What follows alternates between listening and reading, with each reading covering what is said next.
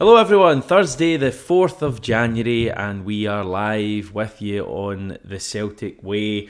We're almost a week on from our glorious derby victory over Rangers, guys. Yet the meltdown is still occurring. They've still not quite come to terms with the defeat all of this time on. They now don't want Willie Collum to referee their matches anymore. I didn't want Ryan McGinley to be on the channel with me anymore, so that's why he's not here today. That's a joke, everyone. Ryan's been bumped today, but nothing to do with me. We do have Tony Haggerty, Kevin McKenna on as well. Kevin, Happy New Year. How are you getting on? Happy New Year, Hamish. Yeah, great start to the new year. Always a great start when you beat your biggest rivals. And it has to be said, despite the scoreline, with a degree of comfort. Yeah. We can get into all of that, Tony. I don't know if we want to spend ages chatting about our rivals and them not being able to accept defeat, but are you surprised by the kind of level of meltdown? I mean, when I go on that great app, Twitter/X, all I see is tweets about conspiracies and stuff. It's strange. I think they're not taking it well, are they? Let's be honest. And I like all of these things, and when people have their say, Twitter and meltdowns and stuff is good to watch, but some of the humour that's come across in it as well has just been absolutely spectacular. And I think the Celtic supporters are having good old-natured jibes at some of the stuff that's coming out, but you rub your eyes in disbelief. I can understand them feeling aggrieved, but it's 5 days on, isn't it? And it's still going on. And I don't remember the massive hoo-ha last year when Connor Golson was acting like a Harlem Globetrotter in the Rangers box in January, and you kind of were told to sup it up, and then they were bending the rules. And I think it was the manager, Ange Postecoglou, at the time, said people doing all sorts of verbal gymnastics. I think that was his phrase, wasn't it? To say that it wasn't a penalty. So you just. I know these decisions are unpalatable and you don't like them, but you've got to get on with it. But this has been frightening. 5 days on, and then declaring that they want certain referees banned from refereeing their games, and comparing it to the Dougie situation. But Dougie situation, Dougie McDonald, you've proven that he'd lied, wasn't it? Yeah. And he fell on his sword because of that. So, but where does it end? That's what I and I think everybody's actually happy that there's a break from it in terms of the football, because this is going to go on, isn't it? Or there's no sign of abating. Let's be honest. Yeah, I think it's going to keep going and going, Kevin, because we've got 3 weeks until football comes back. Yeah, I think some people need to be very careful about what they're asking for or what they wish. Because if you set a precedent about forcing the league authorities to release audios or transcriptions of VAR discussions, then, you know where that's going to head, because almost every single team in Scotland, starting with us at Tynecastle, the very first day that VAR was in operation, and a series of bewildering decisions, which became more bewildering when you added in the fact that they had the safety net of VAR and still came to the wrong decisions. Are we going to look at? Are we going to be retrospective about this? Does it mean that every other club, when they get a contentious decision in a vital game, is going to ask for a transcription of the discussions? And if they're refused that, will they then ask for basically point out the precedent of Rangers?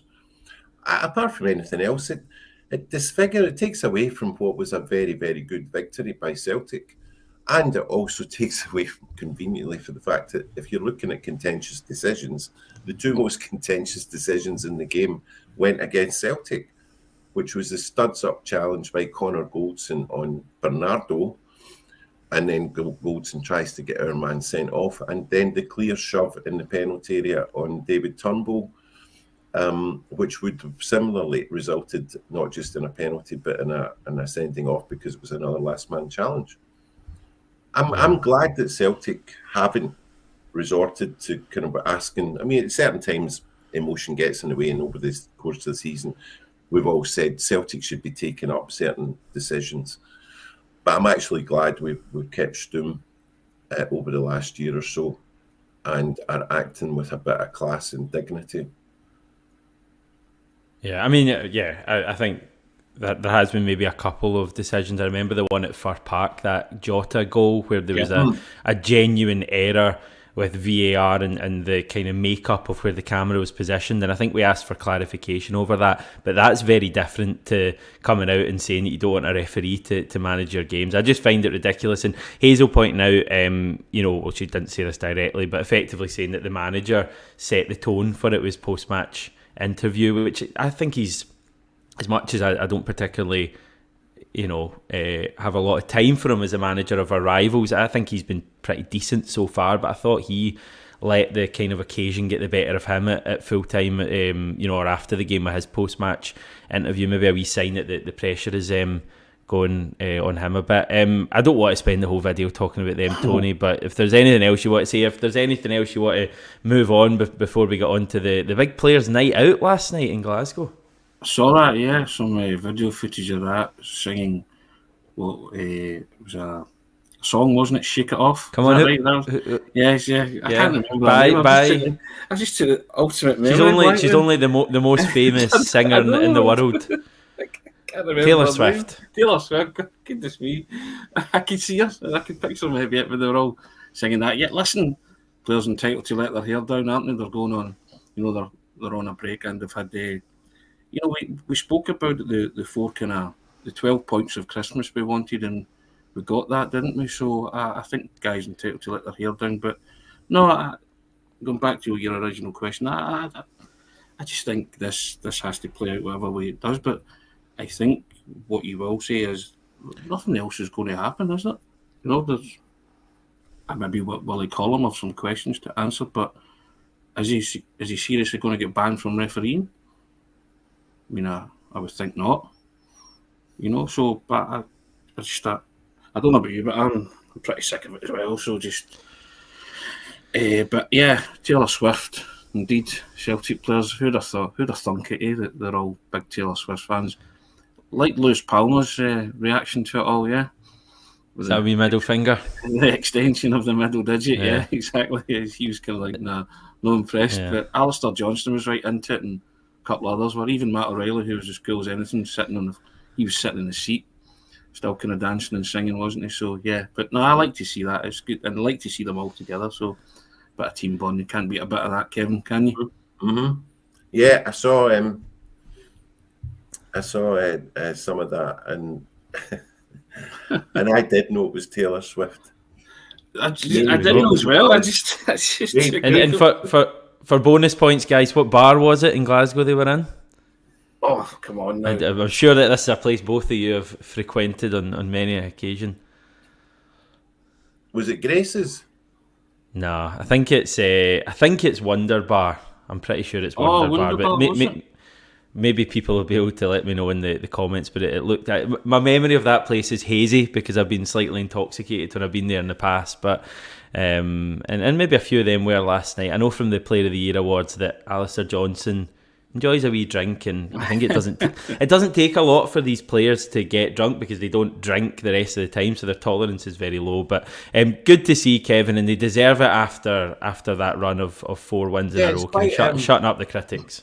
It's quite old school seeing footballers out on the town having a laugh. It used to happen routinely, and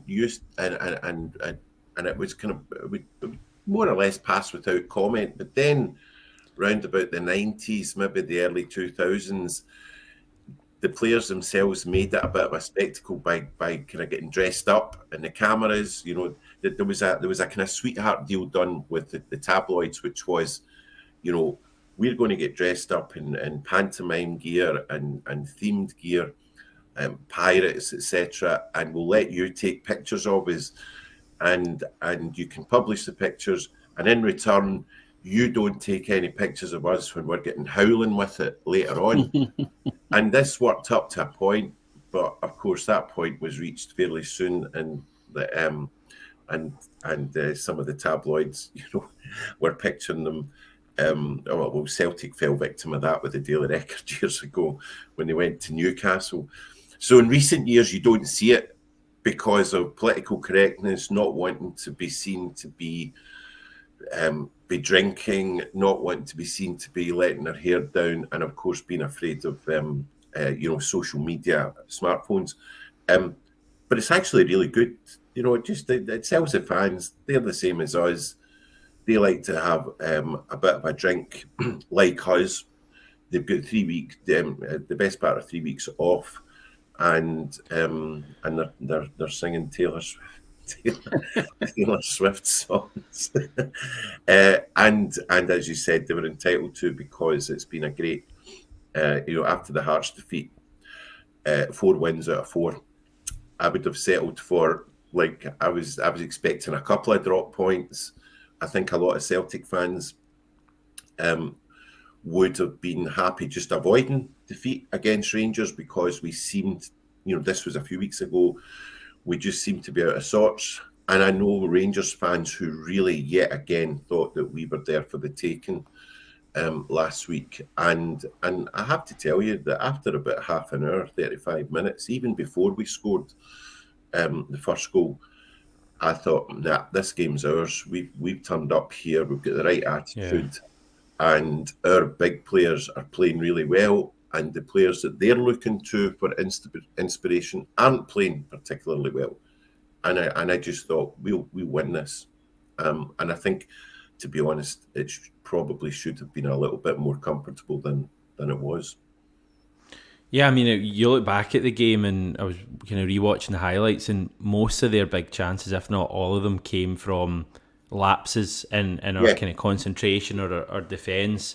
And yeah, I think you're totally right to say that, Kevin. I mean, I spoke to a Celtic fan here a few days before the game, and he literally said, I'd take a point. That wasn't necessarily something I would have subscribed to, but a few weeks prior, I was certainly, worried about that game, and worried about every game, genuinely, Tony, worried about Livingston at home. We sat here a few days before, the worst team in the league, hadn't scored in 10 hours of football, lost 10 in a row or something, and I was still not totally confident this Celtic team could win that game. That's like how low an ebb we were at. It was really, really bleak a few weeks ago.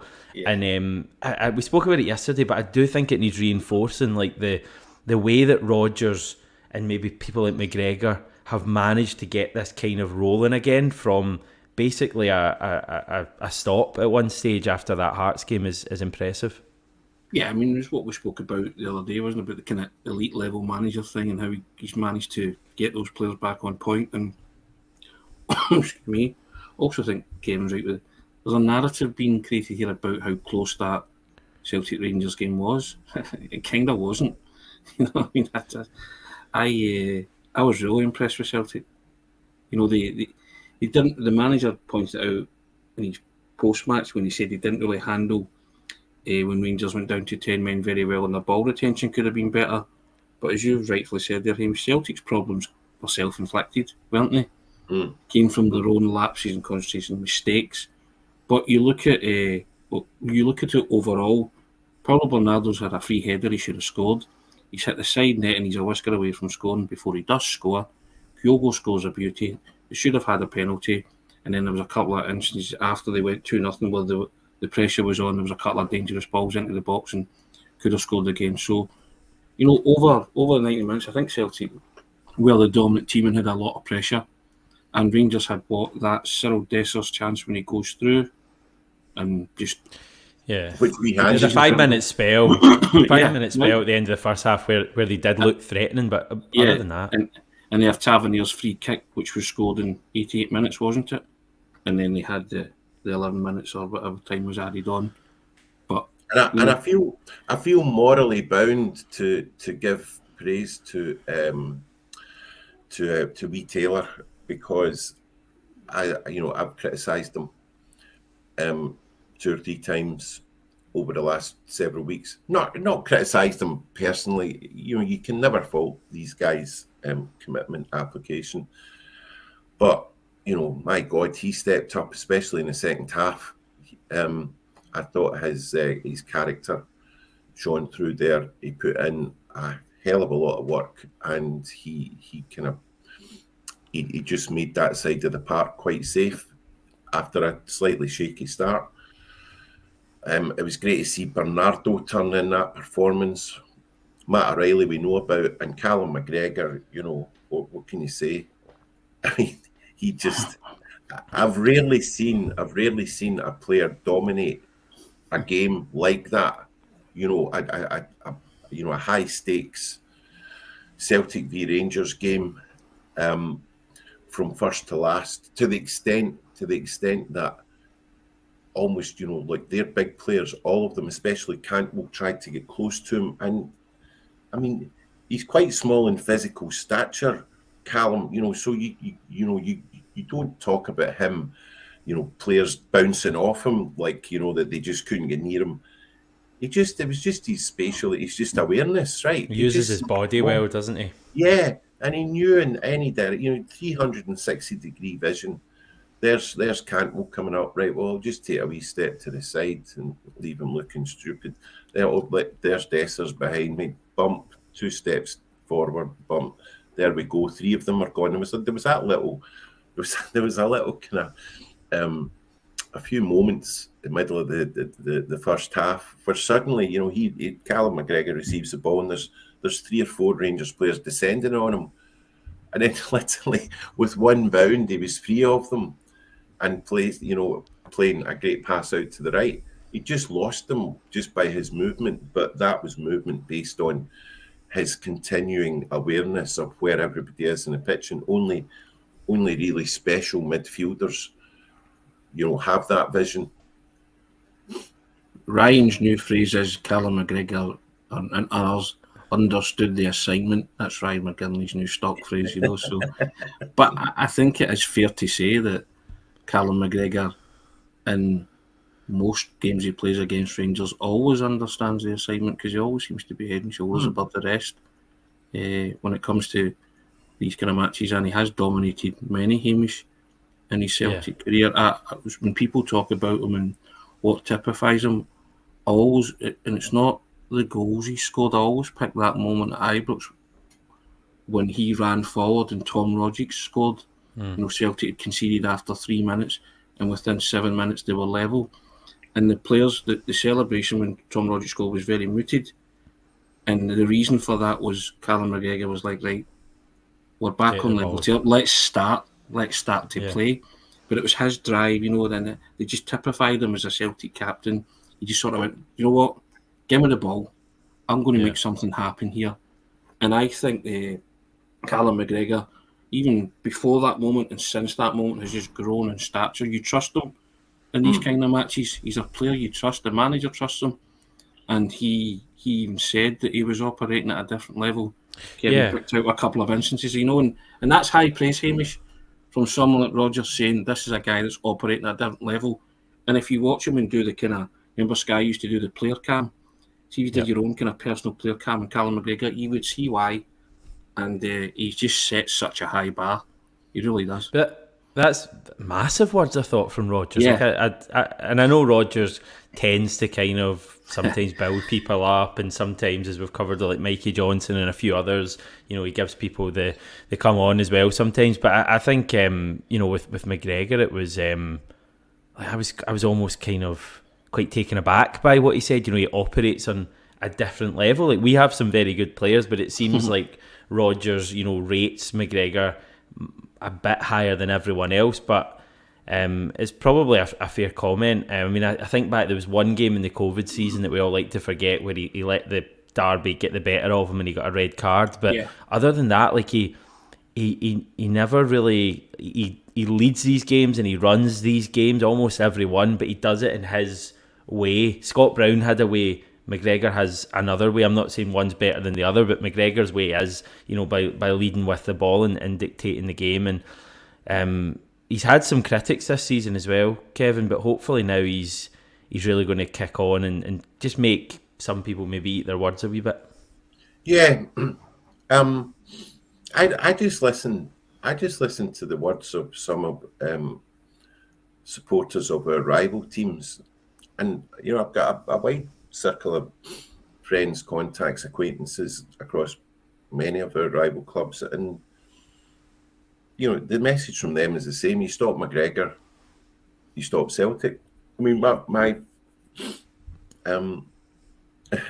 a big pal of mine, but I wouldn't mention I'll not embarrass him by mentioning his name on here, but you couldn't find a bigger blue nose. And I mean, over the last couple of years, whenever we've discussed the game, prior to it taking place or after it, he's like, how can none of ours effing get anywhere close to that wee McGregor? What is it he's got? And he said to me once, it's almost as if he's got an exclusion zone around him when he goes to work. That wee McGregor of yours is what he says. But I think that Celtic fans, to go to your point about some of the internal criticism of him, I think Celtic fans just expect him to be 8 out of 10, 9 out of 10 all the time, and always to be being masterful in organising these games. And when it doesn't happen, or if you see him being dispossessed, it's like, oh, there, McGregor's having a bad game because a couple of things have happened that they hadn't expected to see. And actually, it's not that he's had a bad game. It's it's just maybe that for 2 or 3 minutes, the opposition have got the better of him, or they've worked something out. But they can't, you can imagine, and I know this also, I know that other managers have spent days before meeting Celtic on a strategy to combat Callum McGregor's influence. I know that. And he knows that too. But you can't, it doesn't matter what the strategy is. If you've got that in-game intelligence, if you've got that 360-degree vision, that peripheral vision, and you've also got the kind of, the game management that comes with experience, then it's not going to work. And it's just great having him. It's a privilege being able to watch him at his prime. That's all intelligence and spatial awareness, isn't it? I mean, on a football field, I've written before about, players that are on the field that are snooker players. They're 3 moves ahead of people. They can anticipate, they know where the ball's going, they know how the snooker players think 3 shots ahead. McGregor's a bit like that. If I drop the shoulder, I do this. I think one of the commenters says he seems to have like wing mirrors on his shoulders. He just sees everything. You just see the game in pictures, and he's one of those type of players, and probably doesn't get the praise that he gets, and cops too much flack when people think he's off it. That he really does divide supporters at times, Hamish. But I can't speak highly enough of him. And like you, I was taken aback by Roger's comments, but I understood it fully. I know what he meant. Yeah. Completely. And you just watch him and you think, you know what? Yeah. You kind of think it kind of indicates your own feelings that you're watching the same thing. He's such a. It seems crazy to say it after he's played for us for so long, but he's still such an underrated player for me. I don't think people realise how good he is. I have no doubt that he could go, and it's always the comparison people make, but down south to England and play for a top 10 team, a team chasing the Europa League spots in that league and be a star for them. You look at some of his teammates with Scotland that do it, and McGregor, see when you watch Scotland, McGregor's quite often Scotland's best player, and I expect him to be at the Euros as well. I just love him. Ryan is cleared up. It's our very own Ryan, we should say. It is Wonder Bar where the players were videoed last night. Ryan obviously knows that place very, very well. Better than me, of course. Where is it? Where is it, Hamish? Glasgow. Is it I don't really know. The centre of Glasgow. I'm terrible with directions. I actually have someone in the comments. I actually have to expect to see Ryan join in the chorus of Aye. Shake It Off as the camera panned round. I expected the wee man to be there singing Shake It Off as well by Taylor Swift, before I forget that. It's quite a tough place to get to from memory. It's kind of in like a wee alley, and Merchant City, Ryan says. We'd as well just getting Ryan on at this stage, wouldn't we? The Merchant Dear. City, there's a wee kind of Celtic enclave down there. Yeah, there is. Is it Merchant City? Is it Merchant City? It wouldn't surprise me. It wouldn't surprise me. Trust me, Ryan will know this. It'll be the Merchant City. You know, believe me. Greg Taylor was getting praise from Kevin earlier. Paul bringing up a reason perhaps for the players going out last night. Paul clearly not a Greg Taylor fan, saying Greg Taylor's leaving we'll have none of that, Paul. Only positivity at this stage. But an interesting thought. I've actually got some quotes from Greg Taylor. You may or may not have seen this, everyone in the media. A wee bit long, so just bear with me. Greg Taylor on, his kind of role in the dressing room. He says, I say my piece. I'm sure I do a lot of the boys' nuts in, but that's just because I care so much. I want us as a team to show we are capable of what we are capable of, and also to bring success. I only ever give my opinions from a position of wanting us to do well. I can only speak for myself. I'm hungry for trophies and hungry for success. I understand that's the demands of this club. I think there's still a lot of growth in this team. It's funny because you never really think of Greg Taylor as being like a really kind of vocal presence, probably because he's Scottish and kind of a bit small and a left back, but he is one of the big figures in that dressing room, and it's interesting to hear him say that, Tony, that he does some of his teammates nuts in. He's sure with his comments, but he gets the chance to speak to the media a lot, doesn't he? Because he's picked quite a few times to do the post-match and pre-match, so you do hear his opinion a lot, and he is clearly a big character in that dressing room, and I love that. That's a cracking insight, isn't it, to what goes on in the dressing room. And I think, as Kevin and yourself will know, as a journalist, that's what you want to hear. You don't want we're over the moon, sick as a parrot, 3 points for beating Rangers just like everybody else. You want that. You want him to say, I do everybody's nutting because I'm quite vocal. And then you just picture him in that dressing room, laughing and talking, and that gives you a wee kind of insight into that camaraderie about the team. Then you see those pictures last night, and you think how he fits into that team dynamic, and probably that's why he does a lot of media, because he's not scared to talk, because it should be a rota basis. But Greg Taylor does it quite a lot, and it's probably one of them, Greg, no, go and tell them what we're thinking, because you know what we're thinking, that kind of thing. So I quite like that, and I quite like the fact that he does players nuts in, because you can just imagine him being the butt of dressing room humour as well. For such a wee guy, you've got such a big voice, all that kind of stuff. So yeah, I love that kind of thing, and it's the ... after that, isn't it? You put your own kind of text to it, and you picture. You get your own pictures in your mind of how that dressing room dynamic works. But as I say, I like that. I like that honesty from players, and I like them to tell you something that you don't know. I think that's what good journalism's about as well, to get players to tell you something that you don't know. Yeah. Kevin, just finally, next few weeks before we come back and play, I think Bucky Thistle's our next game. What are you hoping to see from Celtic? So I first and foremost, I just hope that when we come back, all our Hatate, Carter Vickers and Abada are all hale and hearty, ready to start again. Secondly, I hope we resist all the calls and all the temptations to spend money just for the sake of it. It's very difficult to make season-altering transfers in January.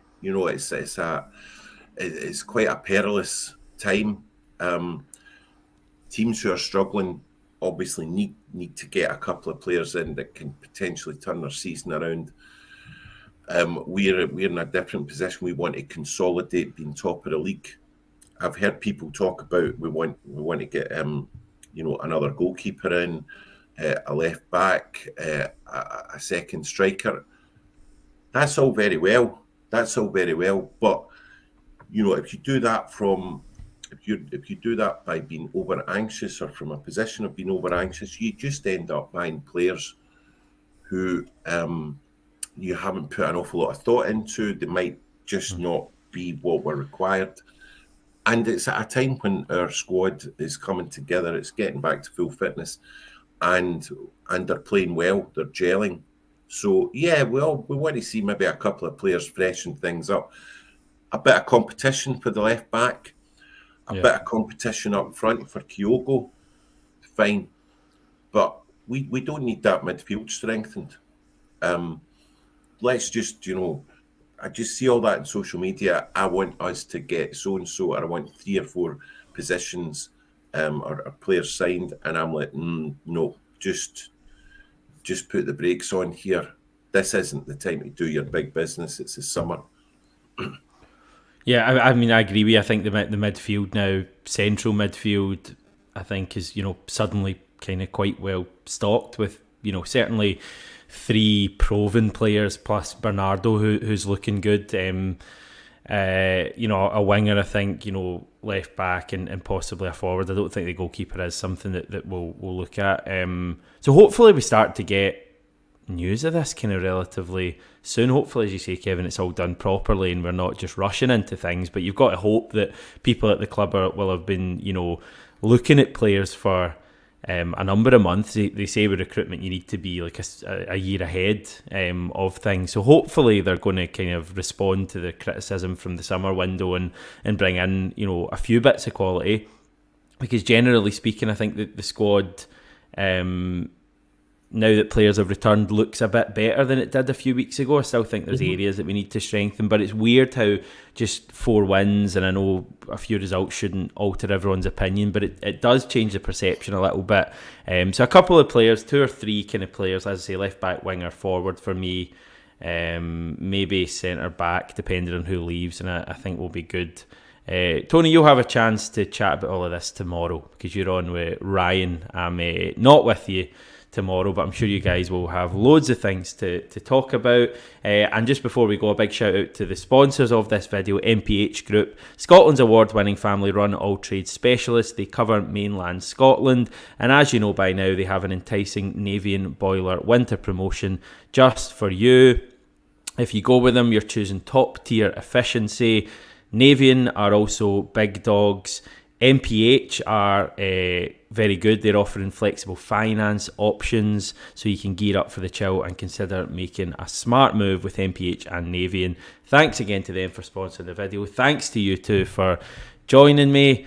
Thanks everyone for tuning in, commenting live, watching afterwards. Please give us a sub. I believe we're over 8,000 now. I think we're kind of motoring at this stage. Yes. Just like Celtic. 8,500. Yeah, indeed. Thank you. And yeah. You can see the strap line at the bottom. Subscribe to the Celtic Way. £4 for 4 months of access to everything on the website, or £18 for a yearly subscription. Hit the button, guys. www.celticway.co.uk/subscribe. We appreciate it. And as Hamish said, we are motoring. That's the Hamish effect for you, isn't it? I think. Hamish? Not at all.